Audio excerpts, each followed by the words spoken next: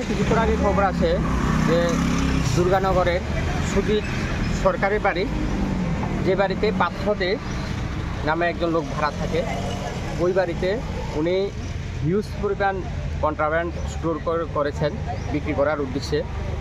আমরা সেই খবরের ভিত্তিতে আমাদের যে অথরিটি আছে ওই অথরিটিকে জানাই এবং অথরিটির আদেশ পেয়ে আমাদের ডিসিএম নৃপেন্দ্র দেববর্মা এবং অন্যান্য উইটনেস সবাই আছে এবং সবাই মিলে ওই বাড়িটা আমরা তল্লাশি করে আমরা পাথর দেখতে পাই এবং তার ঘর থেকে আমরা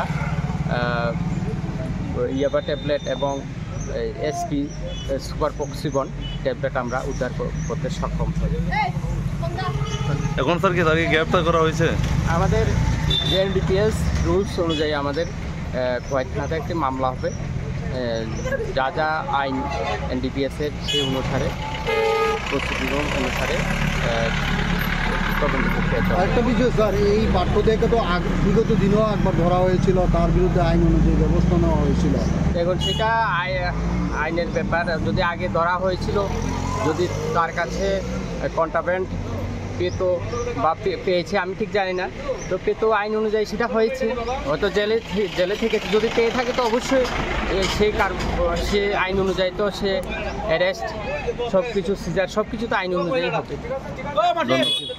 প্রাপ্ত বয়স বাবার নাম আসেনি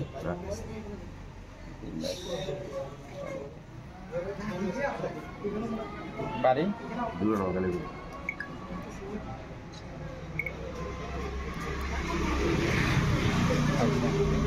আচ্ছা শোনো, এই বাড়ির মালিক কে? অরিজিনাল মালিক কে? সুজিত সরকার না? বাড়ি কো সুজিত সরকারে? আসারাম বাড়ি নি? আচ্ছা শোনো, আমার কাছে খবর আছে যে তোমার ঘরে ড্রাগস মুভ করে রাখছ, ঠিক আছে? এখন আমরা এনে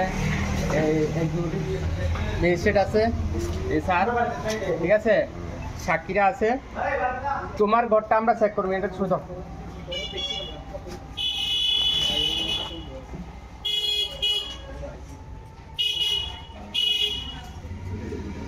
ঠিক আছে।